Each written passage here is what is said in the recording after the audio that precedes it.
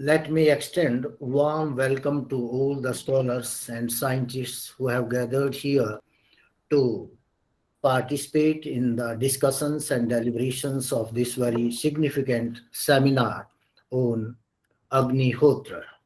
As we know, Vedas and allied Vedic literature, makes a mention of Panch Mahayajnas, five great yajnas to be performed by every human being daily. And Agnihotra is one of the five great yajnas, those Panch Mahabhutas, to be performed by human being. So this seminar is specifically dedicated to the spiritual and scientific dimensions of Agnihotra. And I'm happy to inform that very distinguished scientists Professor Selvamurthy and scholars like Dr. Ulrich Berk, they have given their consent to participate or to present their experiences, research is done on Agnihotra. So I welcome all the learned speakers and the scholars in the audience who have gathered here to make this seminar a grand success. So today we have three distinguished speakers.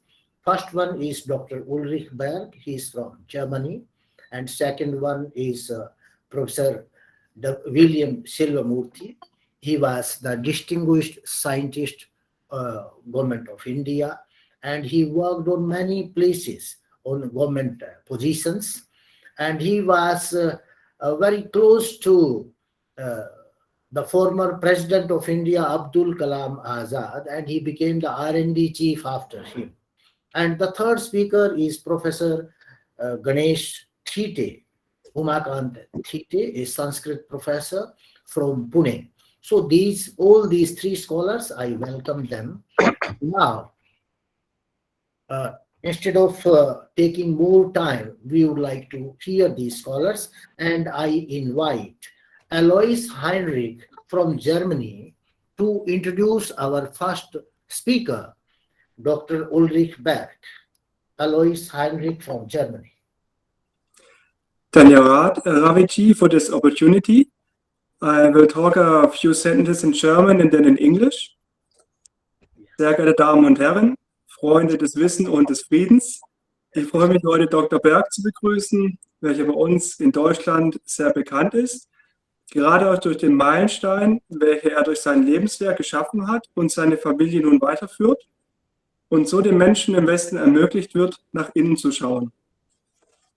Ladies and gentlemen, dear friends of knowledge and peace, I'd like to introduce to you Dr. Ulrich Berk. Ulrich Berk, born in 1949 in Germany, did study of philosophy of science, logic and mathematics in Munich and Erlangen. He obtained a master's degree in 1974 from the University in Erlangen, Nuremberg, philosophy of science in sociology, and a doctor of philosophy in 1976, University Erlangen, Nuremberg, logic, mathematics and psychology. He was appointed as an assistant professor in Konstanz University, teaching logic and methodology of science to students of different faculties. Since 1980, he is coordinating research on Homa therapy in Eastern Europe countries like Russia, Ukraine, Poland, Yugoslavia, and many more. And since a couple of years, also in India. He published a book on bringing Homa organic farming into the mainstream of Indian agricultural system and many other scientific publications. So, fire is the element which connects the immaterial and material world. It is a gateway and draws our attention inwards. With that, it is possible that Viveka cultivates. Where Viveka is, Vairagya, Satchampat, the six qualities, and Mumukshutva will follow, which ultimately will lead to knowledge. That knowledge leads us to the conclusion that the peace we are searching we already are. Like in the Patanjali Vibhuti Pada, verse 26, it is said, Bhuvanadhyanam Surye Samyamat. So, through the sun, the mysteries of the creation are unfolded for the yogi. Like a flower, the knowledge opens itself up and shines in its own beauty. Agnihotra is in connection to the sun. So I would like to give the word to Dr. Berk and unveil the mysteries of Agnihotra and this creation. Thank you. Okay, first, thank you, Alois Heinrich, for the nice introduction and for the few words in German. First, I want to thank you for the invitation and for organizing this very wonderful series of lectures. The thank goes to Professor Ravi Prakash Arya. Thanks to the university in which this everything is organized, means the Maharshi Dayanand University in Rohtak in Haryana. One main mission of Swami Dayanand Saraswati, whose name the university bears, was to bring people back to Vedic lifestyle and to remove all kinds of superstition. And according to him, daily yajna was necessary to remove the pollution we humans create. Now, this mission seems more important even because the situation of this planet has deteriorated so much. Our atmosphere, our soils, and our water resources are much contaminated, and even the present pandemic is related to this overall pollution. If humankind wants to survive on this planet, we have to do all efforts to overcome pollution. And we have to make use of every method which can help. So we also go back to Vedic knowledge. But in order to make this Vedic knowledge acceptable to modern people, we relate this traditional wisdom with modern science. And what is the relation between Vedic science and modern science? We treat Vedic statements as hypotheses in terms of modern science, which then will be tested. But before this testing can be done, we have to try to understand Vedic statements in terms of modern science. And this is more than just a translation, because some of the terms used in Vedic texts do not have a corresponding word in modern scientific language, like prana or subtle energies.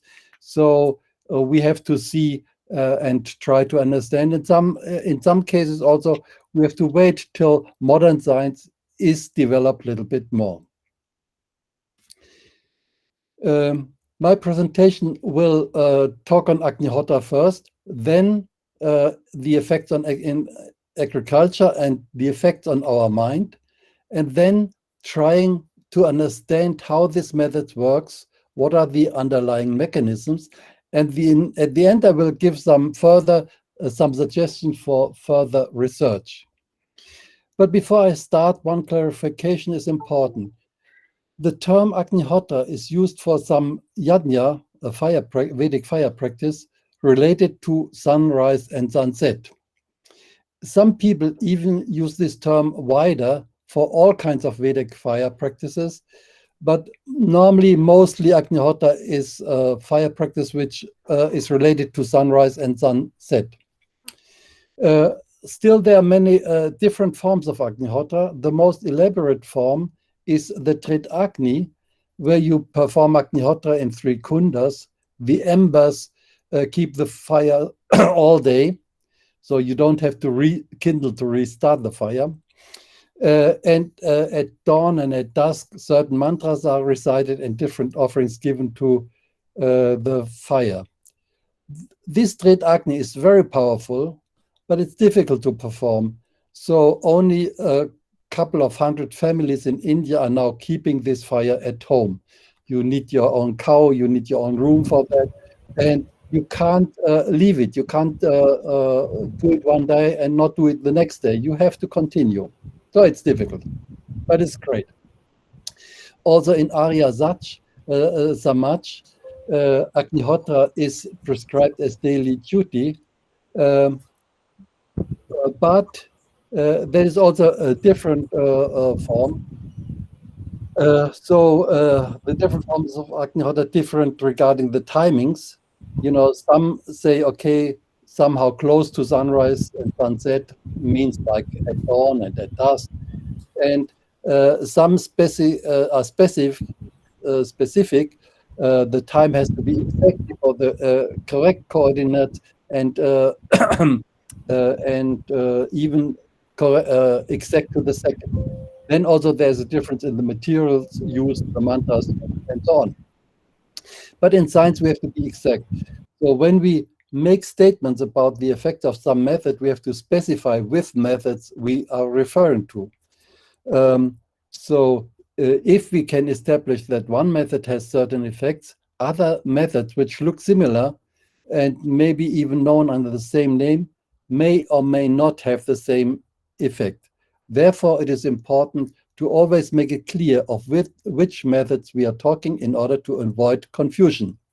So this is what I want to do. When I talk about Agnihotra, I refer to a fire performed in a copper pyramid of fixed size and shape, used dry pure cow dung, pure cow's ghee. That's important, by the way, especially in India. Often farmers have both cows and buffaloes, so the dung is not separated. So it's sometimes difficult to get pure cow dung and especially pure cow's ghee. But that's important. For Agnihotra, then we need some grains of less polished and uncooked rice, unbroken pieces, 2 simple mantras in the morning, 2 in the evening, and following timings of sunrise and sunset exact to the second. No Havan Samakri to be used. And Professor William Silvermurti has described that same type of Agnihotra, so I can keep it short.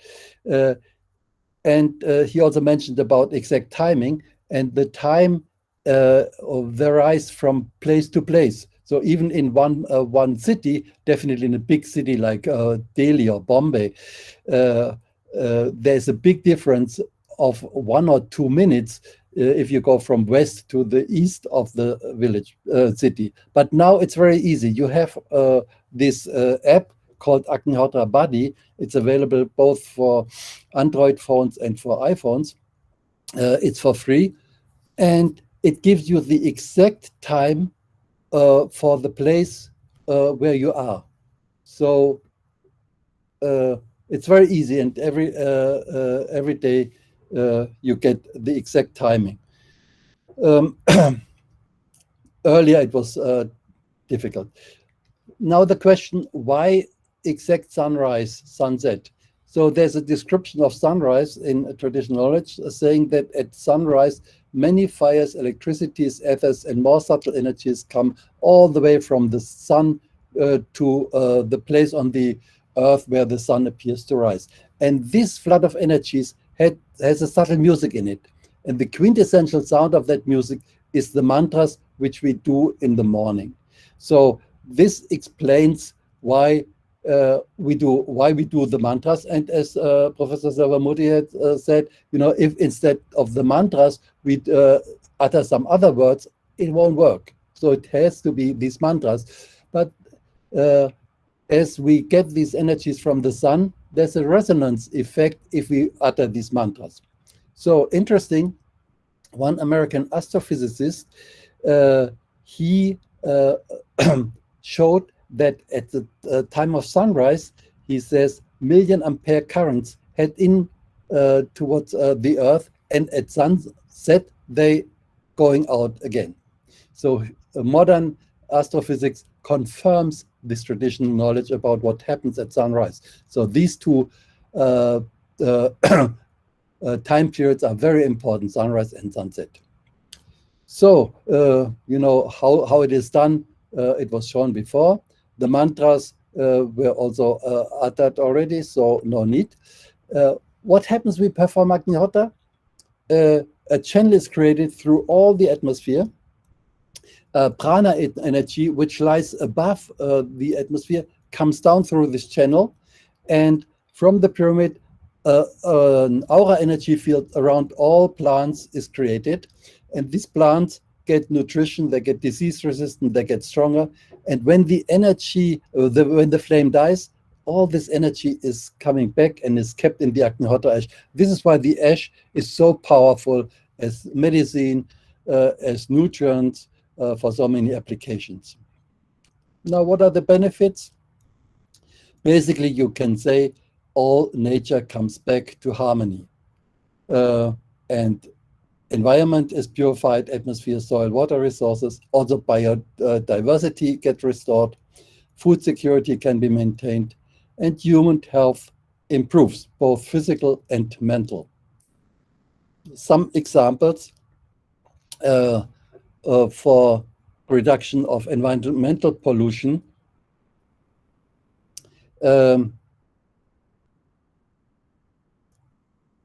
Environmental pollution is not bad for human health. It kills thousands and thousands of people, actually millions of people every year, but also plants suffer from it. So we have to also, in agriculture, we have to reduce this pollution. And with Homa, with Agnihotra Homa methods, we can produce enough food. Not as many people think if you go organic, you know, you will have less. No, you can have even more. So first, the effects on the environment. That is very obvious. These petri dishes were opened at the left side before Agnihotra and then sent for incubation, and then at the right side, these petri dishes were opened after Agnihotra. So you see within just, I think it was 10 minutes after Agnihotra, there was a big reduction in the bacterial count. That was a similar experiment were done several times. Also, Professor Selvamuti showed one result in different places, different universities. So that's well established, also published in different papers. Now, that is biological contamination of the air through microbes. But what about chemical pollution and physical pollution? Physical pollution is mainly particulate matter, and that's a big problem now. This photo shows an experiment we did at Ujjain, Vikram University in Ujjain, Madhya Pradesh. We performed Agnihotra, and you see in the back a high volume air sampler. So we measured the particulate matter before Agnihotra, during Agnihotra, after Agnihotra.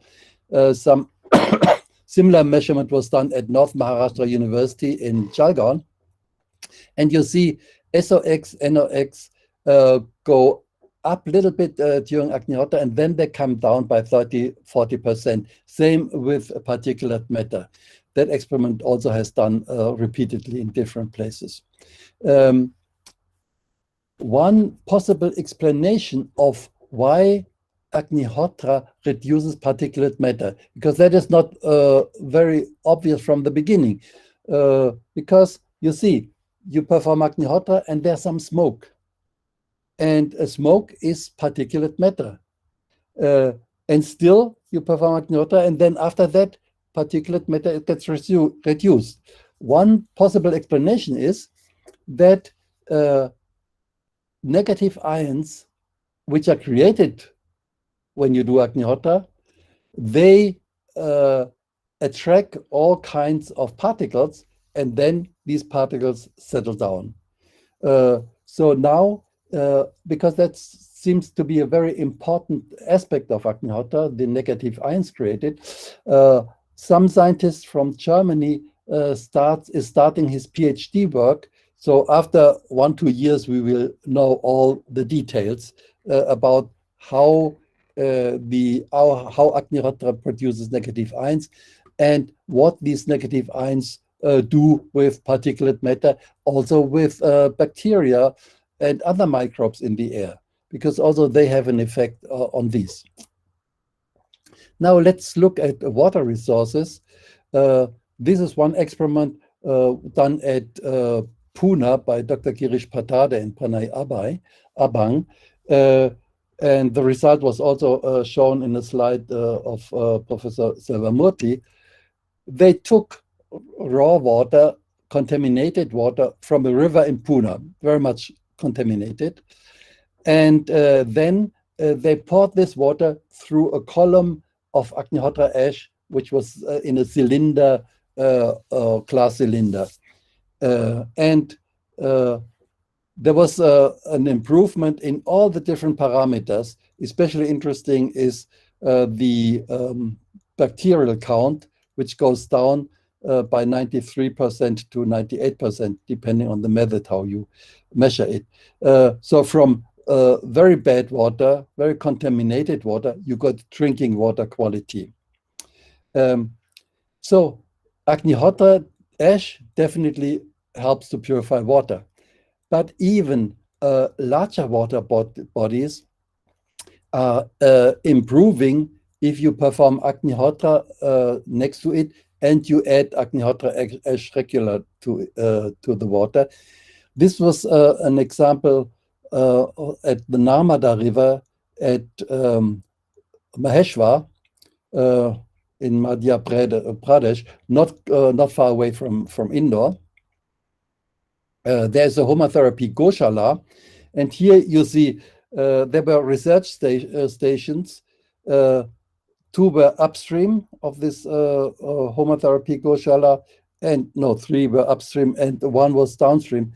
And you see all in all the parameters, the Homa Therapy Goshala parameters, they were best. pH 7.5. In other stations, 8 or more. And most important is the coliform count. It was 100 ml in the Homa Therapy place, close to the Homa Therapy place, and 500 to 700 ml in the other research stations. Means if you perform Homa, Agnihotra, and some other Homa fires regularly at some place, then even a large water body like the Narmada River gets improved. So that is one method how we can also purify our rivers. And in India, that's a big problem. I mean, there's there are projects about the Ganga, the Yamuna, all these rivers, to purify them. If we would have Homa places along the shore of these rivers, then definitely that would help. Now, an effect of Agnihotra on a bore well, that was in Australia, and the farmers found water, which was lucky enough, but it was highly alkaline and highly saline. So with just performing Agnihotra and adding Agnihotra ash regularly to the water, within 6 months, the pH came down from 9.5 to 7.2, and salinity from 1150 to 720 parts per million, means that is within the range of World Health Organization for drinking water. So basically, that has helped to save their farm. Effects on the soil. Soil is very important. Without this thin layer of soil, 30 centimeters or whatever, humans or all nature could not survive. So that's very important. And soil quality, soil health is deteriorating at a very fast speed. So we have to rejuvenate the soil from the level of viruses, bacteria, fungi, algae, and so on. And that is done with the help of Agnihotra and Agnihotra ash. Just one example. Phosphorus, we know that phosphorus is essential for plants. And normally farmers just add this rock phosphate or whatever to the plants. But phosphorus is normally available. It is present in the soil, but not available for plants because it's not water soluble. So this experiment showed that if you add Agnihotra ash to the soil, the percentage of water soluble phosphorus increases by 3 or 4 times. And then the question was, this experiment was done in US more than 30 years ago. Then a couple of years ago in Germany, this experiment was replicated and gave the same result. And then the question is, okay, how come that the phosphorus is getting more water soluble if you add Agnihotra ash? And the hypothesis was that there are bacteria which make the phosphorus water soluble, and maybe these bacteria are increased if you add Agnihotra ash. And that experiment was experimentally checked, and the hypothesis was confirmed. Some experiments showed that if you add Agnihotra, 1% of Agnihotra ash to the soil, nitrogen fixing bacteria increased 100 times, and phosphorus solubilizing bacteria increased even 1,000 times. So that shows you add Agnihotra ash and you don't need these fertilizer, nitrogen, phosphorus, and so on. At the same time, harmful fungi were controlled. And that was also independently examined in one ICAR institute in Lucknow by Dr. Ram. And, there was no growth in these pathogenic fungi if you added Agnihotra ash. On the other hand, the beneficial bacteria, they were increased if you add Agnihotra ash. So that is quite interesting result. Now, one more thing, sodic soil and acidic soil, big problem all over the world. This experiment was done in some place between Unnao and that is between Lucknow and Kanpur, and they had very alkaline sodic soil, and they divided into 3 plots. One was with agrochemicals, one was organic with vermicompost, one was organic vermicompost with Agnihotra ash. And see, after 1 season, the pH in the plot with agrochemicals stayed same, 9.86. With vermicompost, it came down a little bit to 9.06. But with organic and Agnihotra ash, it came down by more than 2 points to 7.67, means nearly neutral. So on this soil, everything can grow. And it's not only about sodic soil, also acidic soil. There's a farm in Poland, and the pH was 4.4, very acidic. So the agricultural engineer told them, no, nothing will grow there. But they continued, they performed Agnihotra, they added Agnihotra ash, and see, everything grows there. All the vegetables, including tomatoes, nobody there is able to grow tomatoes, but they grow everything. And then they tested the soil, and also it had come up to around 7. And these are important findings, because we have more than 800 million hectares of sodic soil, and sodic and saline soil, and approximately 180 million hectares of acidic soil worldwide. So if we could make these lands productive again, that would help a lot to increase agricultural production and feed a growing number of people.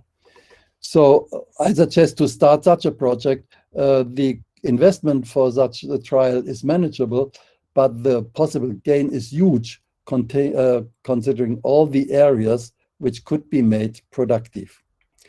So that was effects on environment. Now let's look at effects on plants itself and then in agriculture in general. You know, that is a simple experiment. Everybody can easily do it, you know, even on school level, it can be done, it has been done. You just take some plate, some tissue and water, and you add some seeds. And then each day you add water, normal water, tap water, and then Agnihotra ash water. But as we know, any ash has nutrients. It would not be fair to compare tap water with Agnihotra ash water. So what we do is we produce some ash, we call it control ash. We burn the same substance, cow dung, ghee, some rice, also in a copper vessel, but not the pyramid-shaped vessel, some other shaped vessel, but copper. And we don't use the mantras, and we don't do that at sunrise, sunset. So the chemical composition of control ash and Agnihotra ash probably is same, but still you see a big difference in the germination rate. Agnihotra ash is much better than control ash, and of course much better than the tap water. And that shows the result of plants growing in Agnihotra atmosphere. This was adding Agnihotra ash. Here it was in Agnihotra atmosphere, and you see that shoot length and root length are much higher in Agnihotra atmosphere. Later on in the series of lectures, there will be one lady, Mrs. Limaya from Pune, who has done extensive research in this field also. So that will be also very interesting. Now, effect on plants. Many diseases have been cured, and many pests have been controlled, and several scientific experiments have been done. For example, at the Horticulture Research Institute of Tamil Nadu Agriculture University in Uti, they compared yield and quality of different flowers. The result was already shown by Dr. Savamurthy, and they compared also, and they show that there's higher yields and increased disease resistance. Here you see the slide. Then a lot of work was done at Agriculture University in Palampur, Himachal Pradesh. Agnihotra ash was compared with other organic fertilizer, and then they tested it on lemongrass and Tagetes minuta.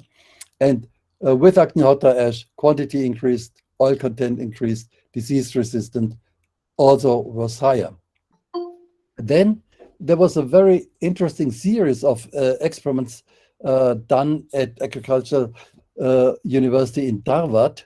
A series of 4 MSc theses was prepared, and they studied 4 plants: tomatoes, cabbage, soybeans, okra.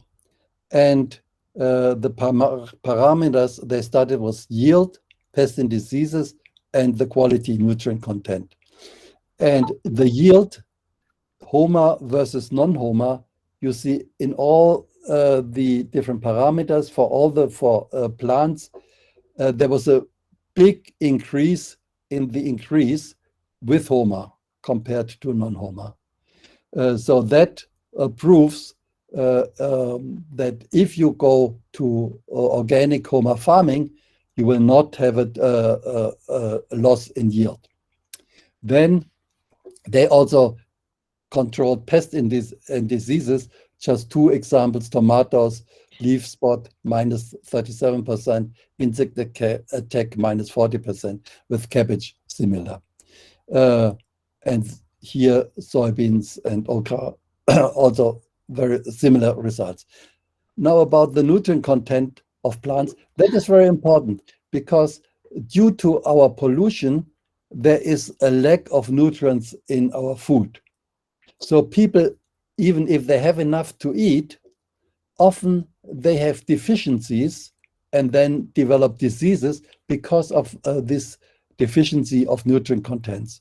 So, and also Ayurvedic doctors have told us that because of the pollution, the medical potency of plants is declining. So with Agnihotra, we can bring that back. One result was vanilla. It was grown, and the vanillin content was 36% by weight. The lab which controlled that thought they had made a mistake because they never had measured such a high content. So they did the test a second time, but it was the same result. So that shows this oil content and nutrient content increases. Now again, these are a few results from the research done in Harvard University. Just one example: soybeans.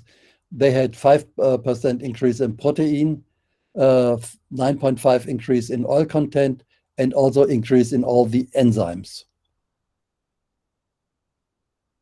Biodiversity. That is a big, really a big concern. And there was recently a study in Germany, and they showed that within 25 years, there was a reduction in insect population of 75%. That is really a catastrophe. So how can Agnihotra and Homa therapy help? Only two examples. One was invertebrates. That was done at the Narmada River. They tested the invertebrates at 2 stations upstream, 2 stations downstream of the Homa therapy place. And you see in the middle, it is obvious there's much more of invertebrates to be found close to the Homa therapy place. And number of butterflies, same picture. At the Homa therapy place, you have much more. And here you see the photo of all the butterflies in that place. Bees also very important, very important. And in Homa atmosphere, Agnihotra atmosphere, these bees, they are happy and produce a lot of honey, by the way, also. And in other places, beekeepers have problems. Their hives, bees are dying. But here in Homa places, they thrive. Now, another subject, Agnihotra and the effect on our mind. Recent studies have shown that air pollution affects people's intelligence levels. It also affects our well-being, our minds. And then it will be more difficult to find inner peace and happiness. And how come that pollution, and especially pollution of the atmosphere, has such a profound effect on our minds, put so much pressure on the mind?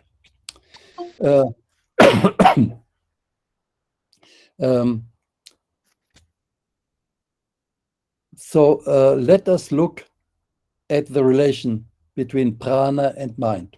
According to this Vedic knowledge, prana and mind are directly connected, like the two sides of the same coin.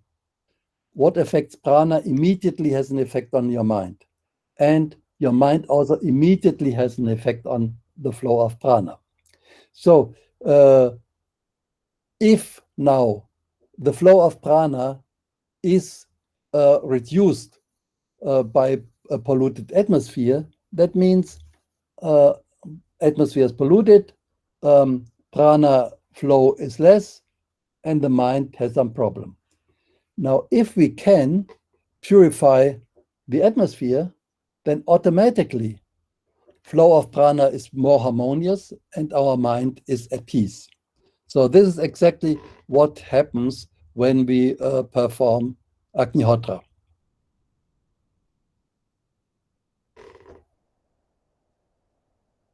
And that also, just you remember, Professor Sarvamurthy talked about EEG, yeah, the effect of Agnihotra on the brain waves.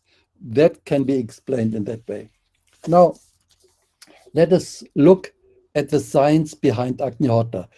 Till now, we saw effects of Agnihotra, and these were scientifically studied, so that's well established. Effects on the environment, effects in agriculture. I just showed a few examples. There's much more, but because I got 40 minutes, so I have to keep it very brief. Now, the question is, how come? What are the underlying mechanisms? For example, I mentioned that Agnihotra ash increases the germination of seeds.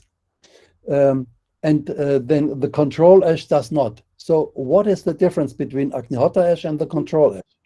There is some difference. We did some few studies. One infrared infrared absorption that was done by some Dr. Patil. He was principal at some college in Amalnya in Maharashtra.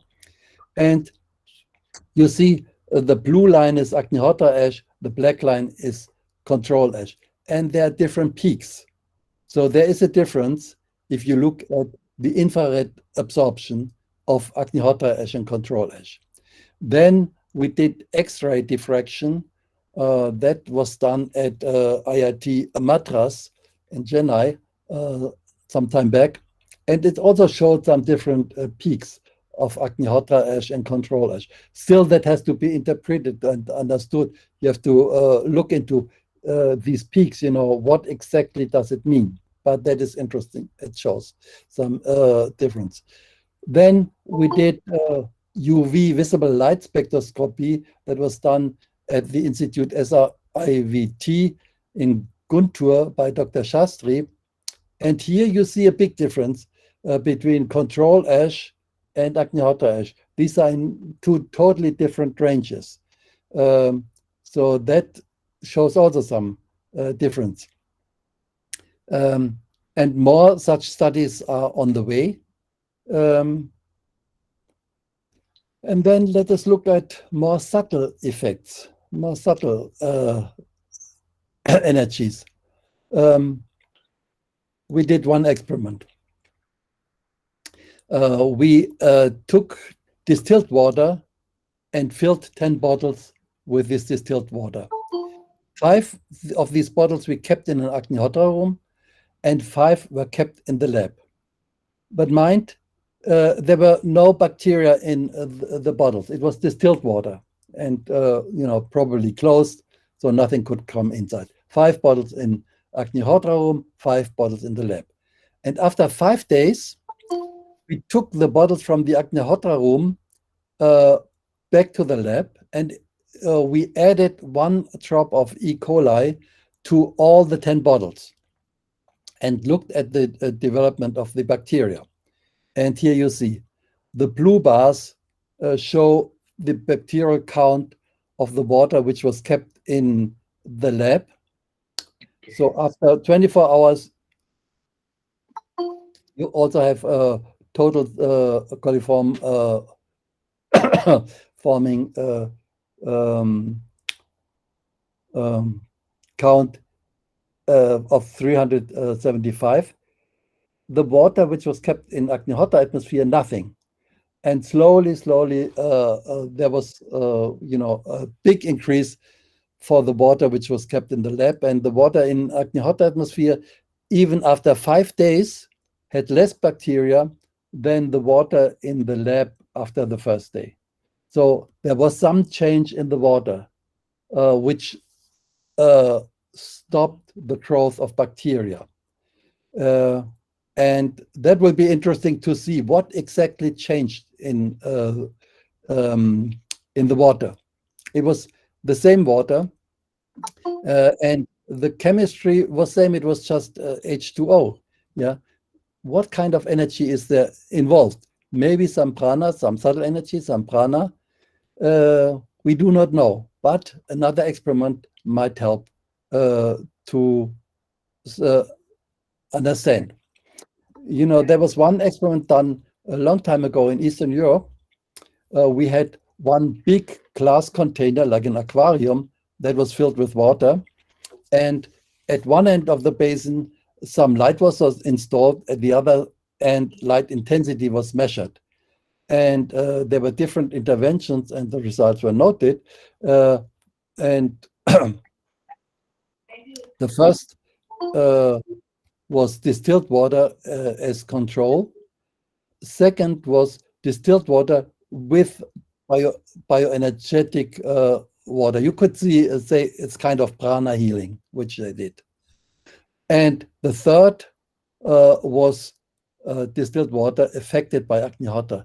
And you see the absorption was much higher in the water which was in Agnihotra atmosphere. But mind, no ash was put into the water. It was just the energy field of Agnihotra which had this effect. And maybe such a change on a subtle level, of magnetic and electric energies within the water could have the effect on reducing growth of bacteria. Another experiment was they tested magnetic permeability. Similar experiment. Here you have a magnetic source. On the other side, you measure magnetic field, and with Agnihotra, you see the black line that is Agnihotra. That shows the highest absorption of magnetic field. And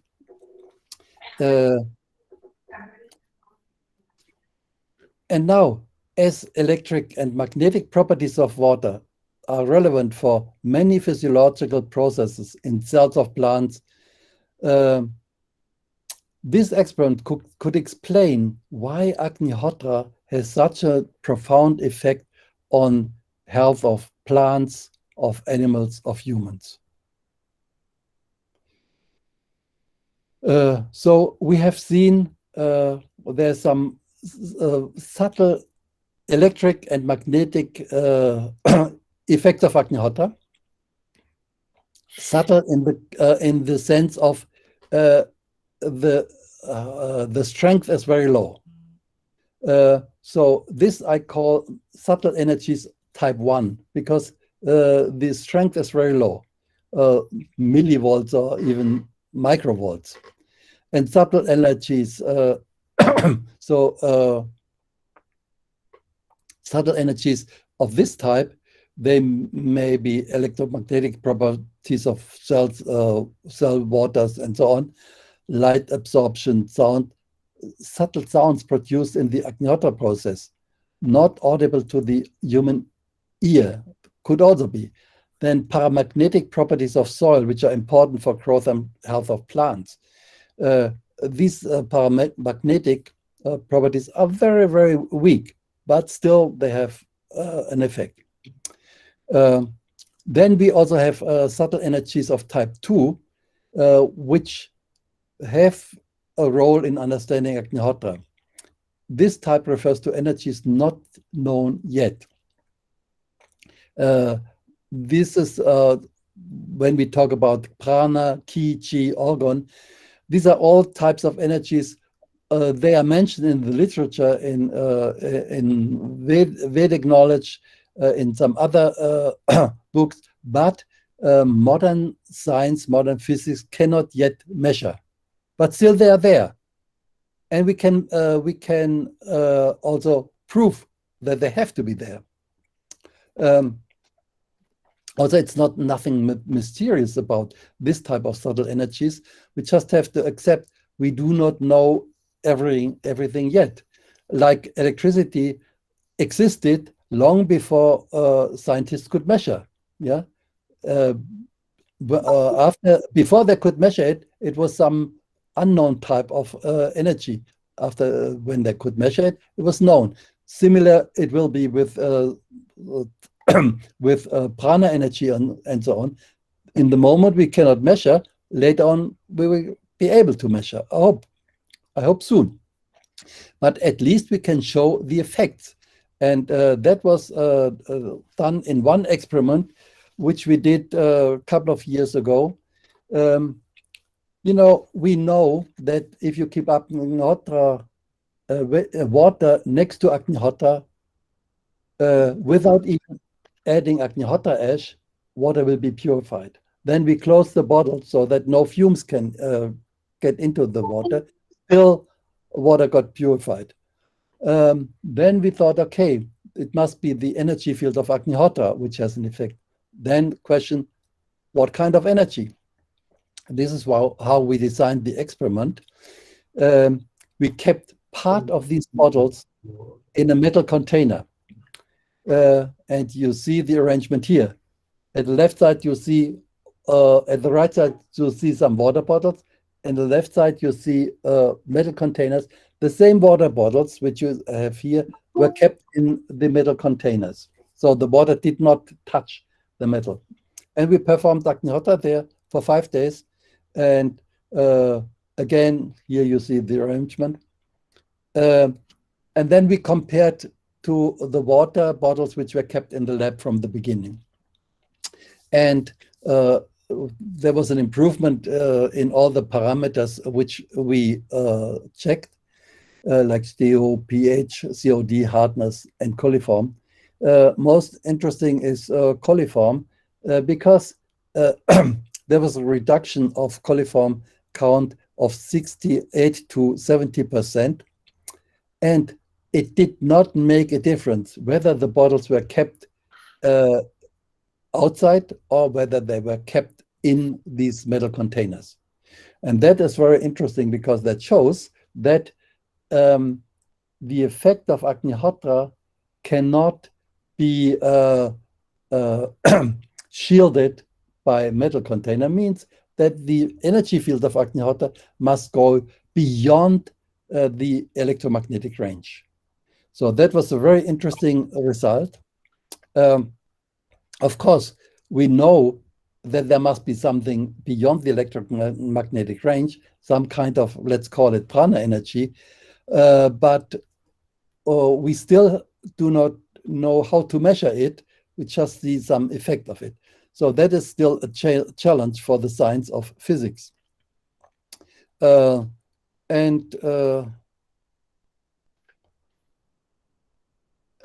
that also shows that if we continue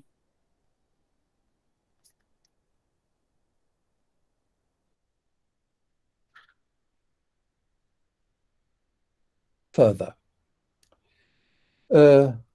Okay, I finished the main part of my presentation. I thank you. I thank again the organizers for inviting me. I hope you could follow because I was talking rather fast because I wanted to show many things. And I just want to show you one thing very quickly, 2 minutes. No problem, no problem. No problem, thank you. You can take more time also, that's not a problem. Okay, oh, that's very generous, thanks. Yeah, about suggested future research. See, the question is, what are the underlying mechanisms for the improvements of the environment? You know, the microorganisms, beneficial microorganisms are supported, harmful microorganisms, they are controlled, plant growth is improved, animals' health is improved, human health is improved. So how come?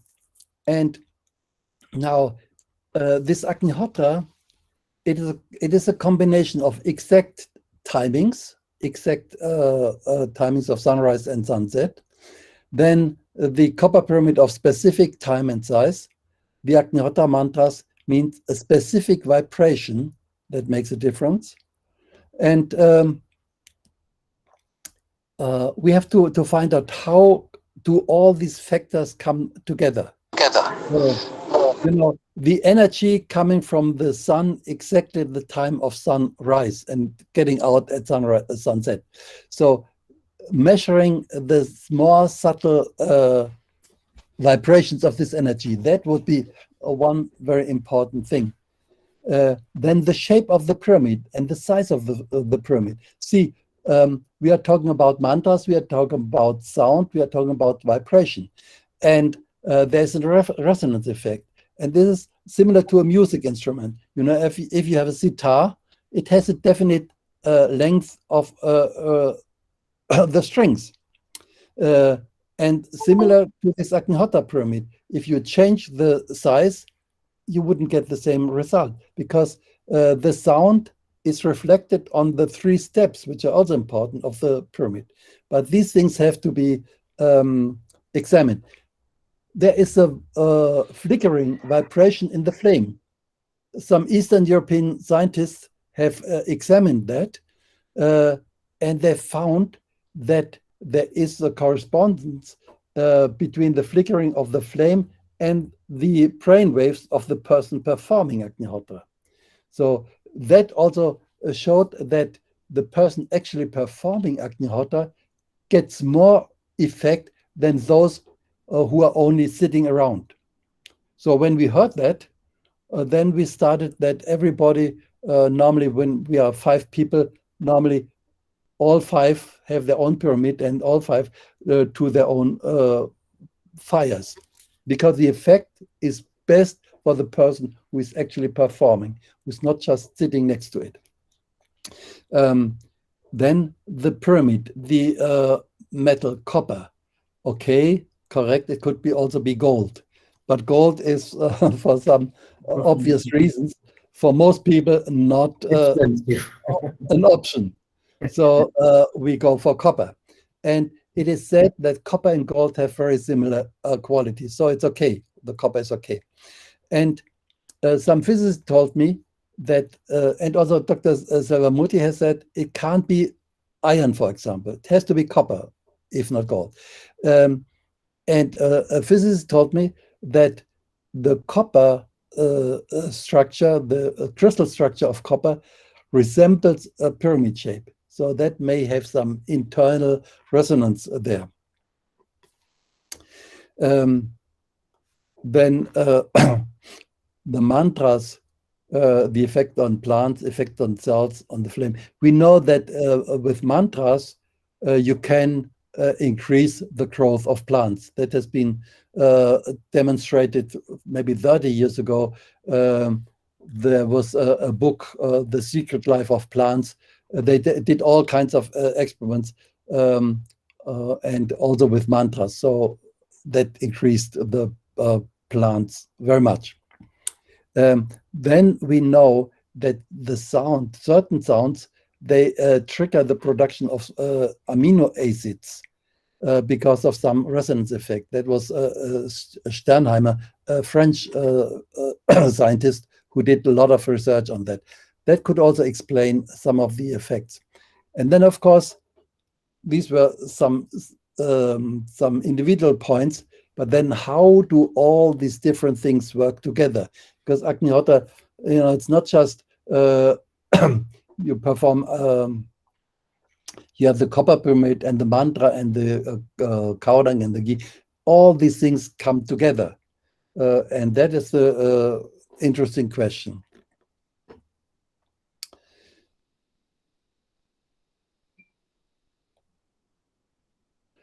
So there's some suggested research for chemical science, for life science, a lot of life science, and physics. Physics is very much important because I think only with physics, with chemistry, you can understand some of the effects of Agnihotra and measure. But in order to understand, I think chemistry will not be enough. A chemical analysis of Agnihotra ash, I think, will not explain how this Agnihotra ash works better as a nutrient than the control ash. So you need physics, probably some vibrational aspect. We do not know yet. So physics is very important. If we could show that the energy field of Agnihotra is going beyond the electromagnetic range, then we have to see what kind of energy is it. Then measuring the negative ions in the air. and explaining, how this affects bacterial growth and reduction in particulate matter, and also reduction in these chemicals, different kind of chemicals, NOx, SOx, but also other chemicals, which are even more harmful. By the way, Agnihotra does not kill anything. So if there are microbes in the air and you perform Agnihotra and the count goes down, it's not that Agnihotra is killing the microbes. It is just making it uncomfortable for them to multiply further. So Agnihotra is a very much ahimsa method. Nothing is killed. And that is important because we want to bring nature back to harmony. And if you don't like something and you kill it, that creates a different kind of disharmony. So that will also always create some new problems. What we have seen, what happens in modern agriculture. The sound in Agnihotra ash, that is very important. If we talk about sound, of course we know you have microphones, you can record the sound and so on. But there must be some more subtle sound, which is very strong. And in Vedic knowledge, it is said that the sound of mantras can be heard on other planets also. It sounds a little bit esoteric, but we have to see, is there some possibility of a sound which goes through vacuum? That would be interesting. And which also is not getting so much weaker if it goes for long distances. Anyway, sound is a very interesting aspect. I thought of doing an experiment of keeping Agnihotra pyramid in a, but you can't do it in a vacuum. You have to surround it by some vacuum, and inside have another box where you have some atmosphere, because without atmosphere the fire will get extinguished. And then how to add the ghee and the rice, that is a little bit tricky. But if you do the mantras and there is some vacuum in between, whether it still works, that would be interesting. Anyway, there are a lot of different questions, a lot of research still to be done. And I hope at the end of this series of lectures, Professor Ravi Prakash Arya suggested that we have a session where we talk, all scientists who are interested to join hands, where we talk about future research. And I hope there will be some research project developed after this webinar, after this long conference, and that we can join hands and work together and work on some of these aspects. First part is always doing more experiments and finding out about the effects of Agnihotra. And the second step is then finding out about the underlying mechanisms. And I hope there will be a good group and we get some strong collaboration. So I'm looking forward to this discussion at the end of the conference. So now again, I want to thank the organizer. I want to thank all participants for listening to a pretty long talk. I hope it was not too much. And I hope we can work together in this field in future also. So thanks again, and Thank you. Thank you, Dr. Ulrich Berk. No doubt it was a very lengthy talk, but it was very enlightening talk. And it gave us so many things to understand about Agnihotra. right from the vibrations of the mantras, Agnihotra ash, and the Agnihotra itself that is being done during the time of sunrise and sunset, and how this whole process is going to purify the environment, the human physiology, biology, and all these things, the count, the bacterial count. And in Vedas, Yajna or Agnihotra has been described as Adhvara. Adhvara means where there is no violence. And you very beautifully told that this Agnihotra is not going to kill the bacteria, but it is going to stop their multiplication. So it is a non-violent act according to the Vedas also. And through these researches, we came to know that this has always been a non-violent act, and this is a very constructive yajjo vai shreshtatamam karma. It says that this is the best action, this is the best positive or creative act that has been invented by Vedic seers, and now it is going to be applied in different fields by these eminent scientists, and they are going to bring out so many gems from their researches. And as Professor Shilva Murthy also, he just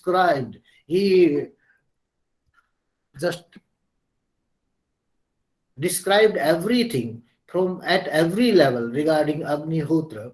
So we are I think we are very much thankful to both the scholars, distinguished scientists who have who gave a very enlightening talk. And today our third speaker, he was not able to join, but their time was best utilized by our learned speakers. And I think the proposals given by Dr. Ulrich Berk, that at the end of this event we are going to hold discussions with all the speakers who have done researches in many fields, and we will find out the future course of action on this in this area, because so many things are still left, are to be done or are to be researched. No doubt a lot of research has been done, but still lot of things are required to be done. So I think this seminar or this conference is will be an eye-opening conference, and it will help us to add new dimensions to the ongoing research on Agnihotra. So I thank both our learned speakers, and I hope they will remain with us all through these 5 days, because they have done a lot of work and they have understood Agnihotra in its real essence. As Dr. Ulrich Berk has also told, there are so many methods of doing Agnihotra, but particular methods have been applied for in getting particular results. So there is a need to verify all the methods of Agnihotra. And I think when we will carry out certain researches, we will add certain more things, certain more methods we will add, and we will find which method is going to give good results or which method is more beneficial. So one more dimension, one or two dimensions will also be added to that research work. And I'm really very much thankful, and I'm so glad that the first session itself has made, I have achieved, I think, the 90% success of the conference with these two learned speakers today. And I also thank all our learned participants who have joined this seminar from 7 countries, from South Africa, from Mauritius, from Trinidad and Tobago, from Suriname, from America, from Canada, from Guyana. So I am going to thank all the scholars who patiently participated and heard these deliberations. So thanks a lot. to everybody. Dr. Arya, maybe that some of these panelists or whom I see on the panel may like to make brief comment before you close today. Yeah, yes. Maybe that we can listen to them for maybe You a are couple of invited. minutes If each. you want to have any comment or want to ask certain questions, there's no problem. You can ask because we have a lot of time and we are not running short of time. So Maybe anybody can ask any we'll start question with Miss or Anne. can make comment. Anne Kanire, I think she has unmuted the mic. Anne, he is calling you. Whether you Dr. have Ravi Prakash, Dr. Radhakrishnan from Mauritius. Yeah. Hello. Please. Is Ravi Dr. Prakash ji, can I? Radhakrishnan from Mauritius, and you will be glad Yes. to know that he was awarded the second highest civilian award by the government of Mauritius. Oh, And he's an Ayurvedic scholar, Ayurvedic doctor. Great. Yeah. Yes. Radhakrishnan, Thank you very much. Yes, I just listened to Dr. Ulrich, and it was very mind-blowing presentation. I was not able to listen to William Sarvamurthy. I was out, and I hope I will get it on your recorded version. Well, it's a very good thing that we have heard the very scientific approach by Dr. Ulrich. And one thing I have noted, I have not done research, but I'm noting, I have observed. You know, after I do nearly daily Agnihotra, and the ash that I have, I just kept the ash near my rose plant. And since 1 year, I was very amazed that the rose flower has been flowering throughout the year and is giving rose flower. I didn't understand why, because rose we don't get throughout the year in Mauritius. And I was very amazed. And I think, as Dr. Ulrich said, maybe the ash is having phosphorus and making the soil, making the gross content much better. And I think I must do research on that. And regarding the research is very interesting. One thing we can put forward regarding the effect of mantras on different part of our body and plants. This is a good research. And concerning Prana and Mind, I think that when we do the mantra part and we do Agnihotra, the vapors are absorbed in the air in settled form, and they have a direct effect on our what we call autonomic nervous system, and they affect the parasympathetic and sympathetic nervous system, thus creating more subtle energy in the brainwave. And this is a room for research that we can do. And definitely, I'm sure that regarding Ayurveda, there is a much scope of using, why not to using this Agnihotra ash in the treatment of certain incurable diseases like cancer or Alzheimer or even diabetes. So we can use the ash based on different plants of Agnihotra. That's amla, there's there's mango, there's arjuna. All these different plants may be having different properties, the ash, and we can use this ash to make medicine and to further treat incurable diseases. Thank you very much, Dr. Ulrich. And also I thank Dr. William Sarvamurthy, which unfortunately I was not able to listen, but I hope I have a recorded version. And we hope this session will go very nice. And we have full support in research to Professor Ravi Prakash Arya, and thank him again to organizing such a very wonderful seminar to enlighten everyone on the importance of this long-standing Vedic practice of Agnihotra. Thank you. So anybody else who wants to comment or say something? Yes, I think Dr. Indrani Ramprasad had her hand up. Yeah. Indrani, if you want to speak, Dr. Indrani, you are welcome.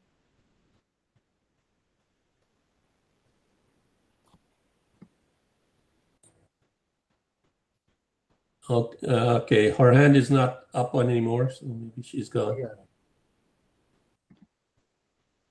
So, Ashwini Bhai, you would like to comment? Yeah, can you hear me? Yes, we can hear you, Dr. Indrani. Yeah, I'm sorry. Dr. Indrani from Trinidad and Tobago. Yes, you speak.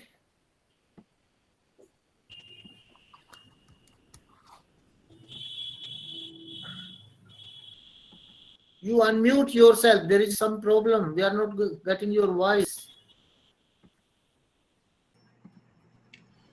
It appears she is disconnected. Oh, yeah, maybe.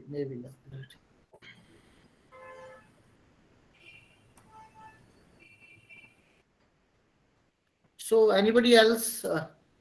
Nandu Kumarji, you want to comment? Yes, please unmute the mic. But unmute yourself. Thanks, Dr. Raviji. I'm very interested about when Dr. Berk was talking about the participants who are in the Agnihotra, that they are deriving more benefits if you're a participant. And if you're a listener, you're not getting so much of the benefits.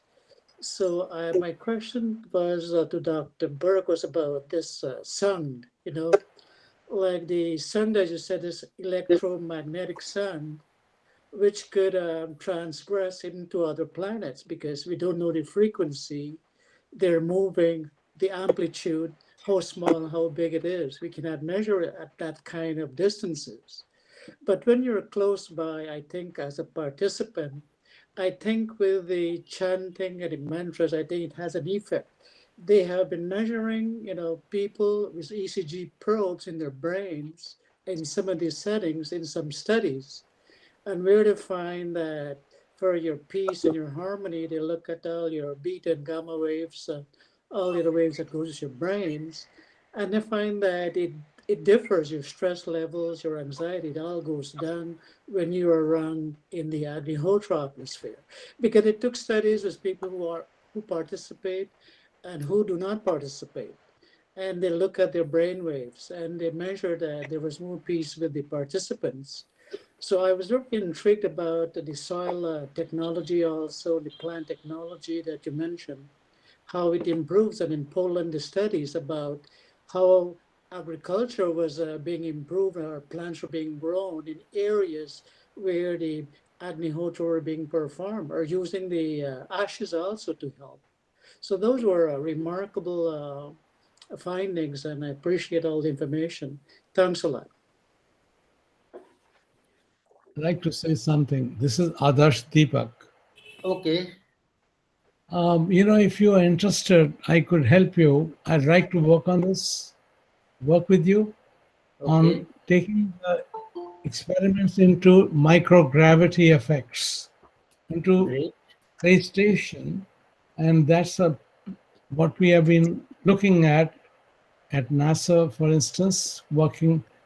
Even we are a private organization called Takshashila Institute in the USA. So I'll be glad to work with you, Dr. Berk, and other people in this area. Thank you. So you are based in USA? Yes, in Virginia.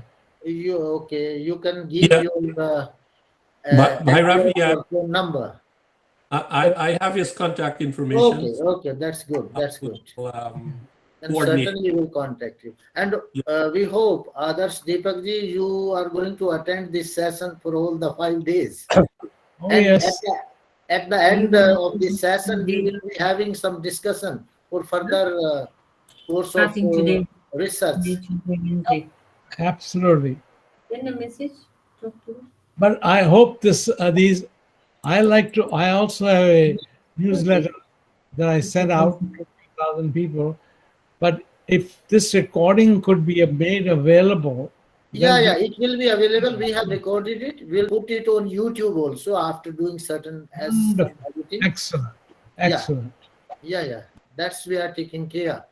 Dr. Shilvamurthy, you would like to say certain thing what Mr. Nandakumar commented? Yeah. In fact, in the presentation, perhaps you missed that I was addressing, but through our experiments, which was done on the physiological and the psychophysiological effects of Agnihotra, where we measured the electroencephalogram and looked at all the 4 bands which you have conventionally, the delta, theta, alpha, beta bands. Yeah.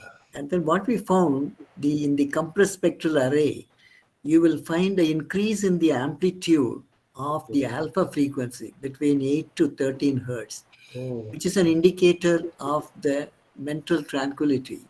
So this is one. Then we also found the appearance of theta waves. The amplitude goes up over there as well. And there is suppression of beta waves. So all these are indication that the Agnihotra practice makes a person tranquil. So then we also measure the galvanic skin resistance, GSR. Oh. And there again, we find it was an increase in the GSR. Then the cardiovascular parameters, which indicate the like heart rate variability spectrum, which indicates the balance between sympathetic and parasympathetic activity. So we found the shift towards the power shifting towards the lower frequency, indicating that the parasympathetic tone builds up over a period of time. And there is even in the practice of the Agnihotra, we found that there is a trend of the parasympathetic tone being built. So this is another important thing, the balance autonomic equilibrium shift towards the parasympathetic dominance.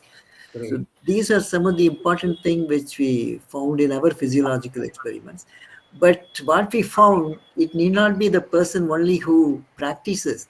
Even if the person is there in that environment, Okay. just close to that, even if he's not reciting the mantra, but that power, the energy, cosmic energy which comes to the environment, that gets radiated, and the body picks it up like an antenna.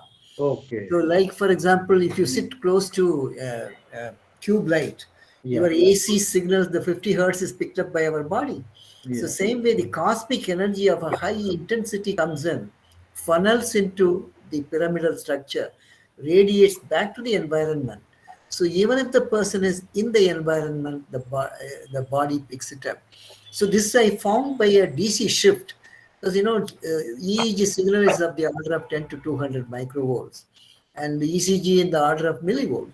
So when you look at this, as soon as you recite the mantra exactly at the sunrise or sunset, there is a tremendous DC shift. The needle just goes like this. And you do the EEG, ECG recording. That shows the body is gaining that, harnessing that the energy, high level of cosmic energy. And that is why the DC shift. Then it stabilizes over a period of time, leading to tranquility manifestations. So perhaps Dr. Nandakumar was seeking that kind of answer from that. Yeah. Certainly, we'll be delighted to work with Dr. Adarsh. And we have in Amit University a strong space science and technology. And in the microgravity, how does the Agnihotra performance works, we can see that. What we are going to put from India, a payload from our Amit University, a microbe which can survive in the microgravity, as well as a callus of a plant, which will, how does the vegetable plant will grow there in microenvironment. Maybe we can add the ash of our Agnihotra ash into that. So see, there is a control. So these two payloads we are putting, a callus of a plant, vegetable plant, and also the microbe. So this maybe that we can look at whether if the ISRO permits that we can add the ash, because the payload has been cleared for getting into space. There's a rigorous control on that. Yeah. So we will look at that whether we can add the ashes of Agnihotra. So, Dr. Ulrich, you'd like to say something? I think Dr. Adarsh wanted to intervene. No, I just want to mention we are working on a project called Ayurveda-Led Diagnostic Telemedicine. And I'll send the paper to someone. Who should I send it to you? So anyway, there's something I want to mention. It's called Ayurveda-Led. We wanted to use the word Ayurveda-Led telemedicine, diagnostic telemedicine, so that anyone, a villager, can get access to diagnosis of his disease. Dr. Adarsh, I will send you contact information for Dr. Ravi Prakash Arya, so you can send that paper.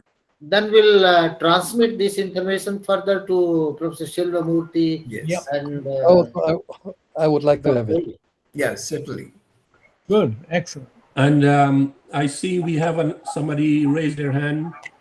Prabodh Kumar Nardev Vidalankar. Yeah. If Please, you want to say something, then go ahead. Prabodhji. Yeah, just so namaste to all the Gurujis. I speak from Durban, South Africa, Arya Samaj, South Africa. Okay.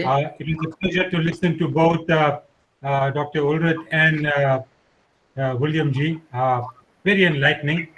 So just to let you know that in Durban, South Africa, we have what we call a Vedic Purohit Mandal that started somewhere in the 50s, ordaining Vedic priests, both male and female.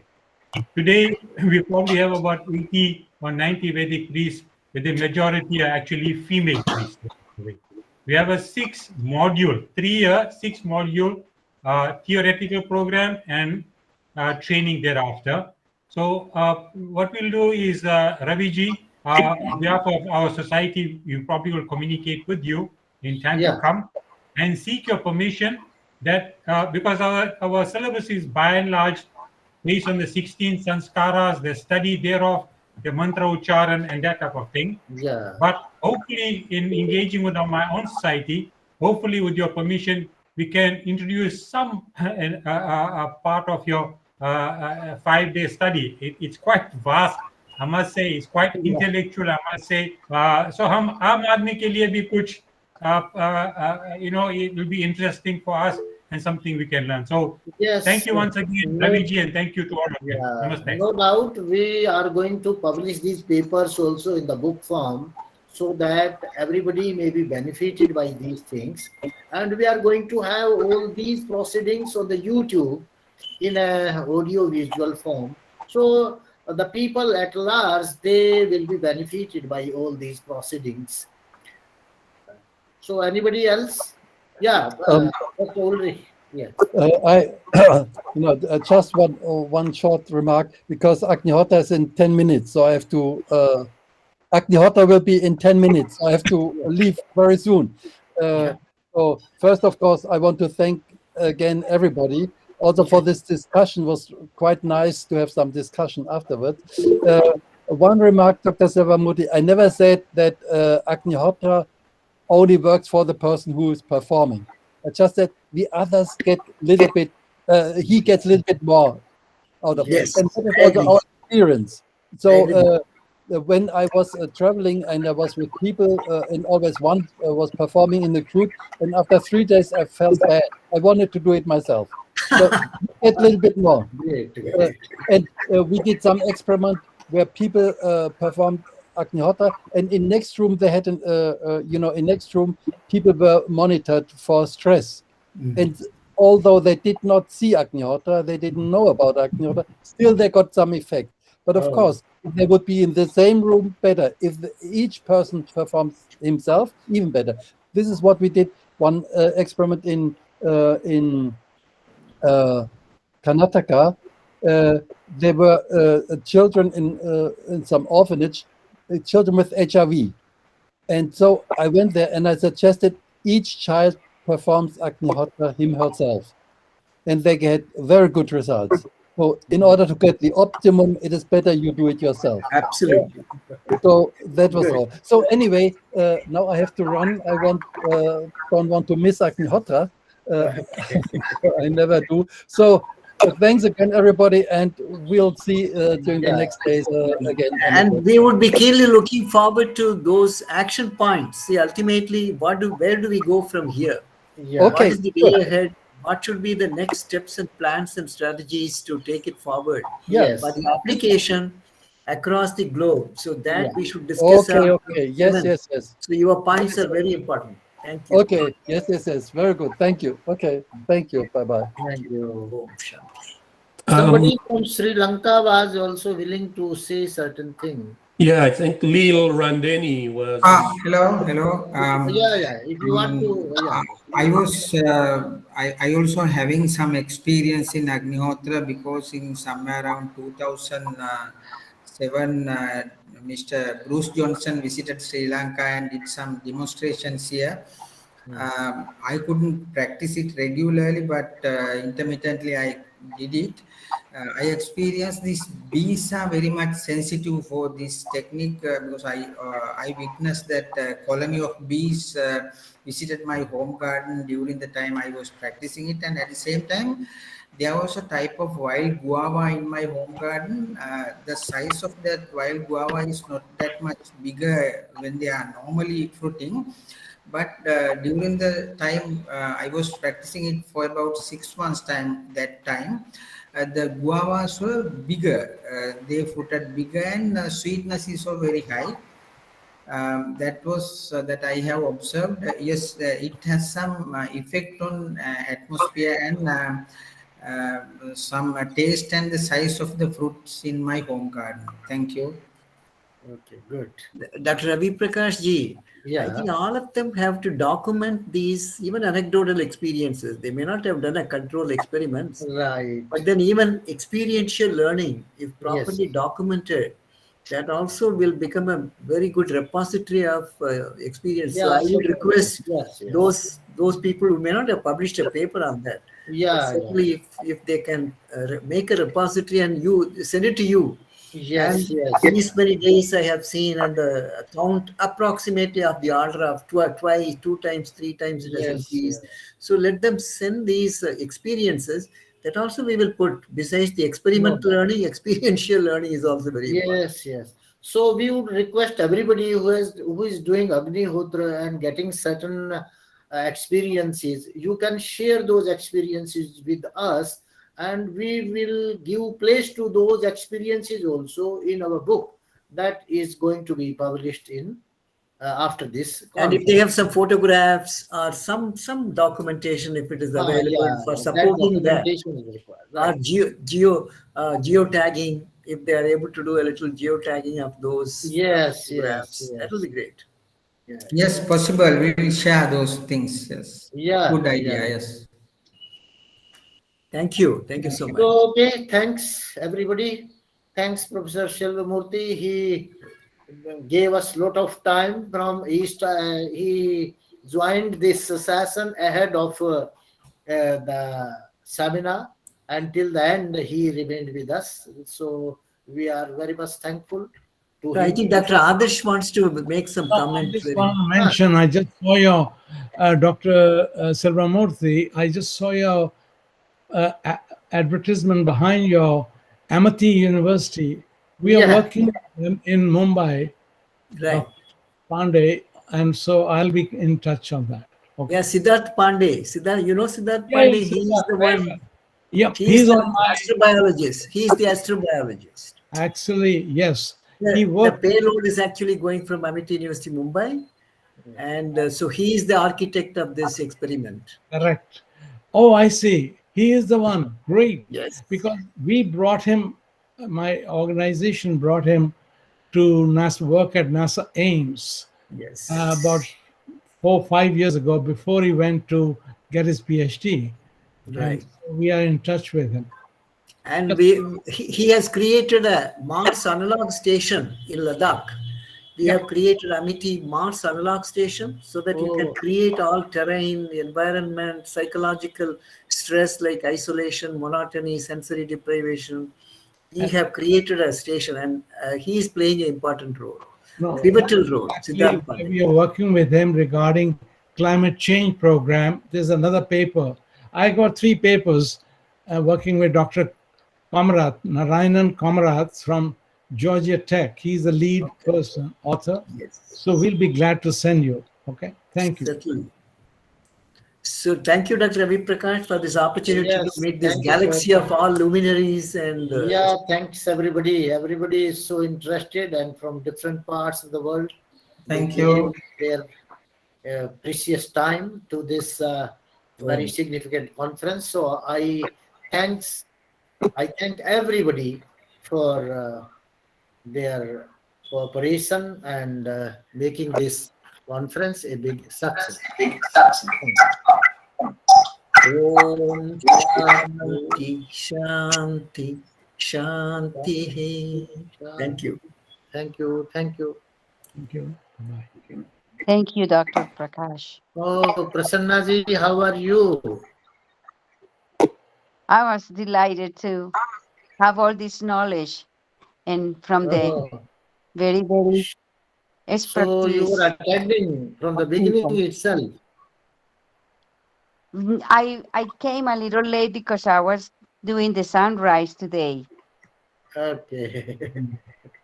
She's from USA. Prasanna Martha Alvarez. And Thank you so much. she is a devotee of Lord Krishna. Yeah. She recites Gita always. And where you located? She's from Reno. What place? Reno, Carson City, Nevada. Nevada. Oh, not Nevada. Yes. Yes. So thank you so much. Thank you. It's Thank really you. amazing. Thanks, everybody. Yes. Namaste. Bye-bye. Namaste. नमस्ते नमस्ते सभी को।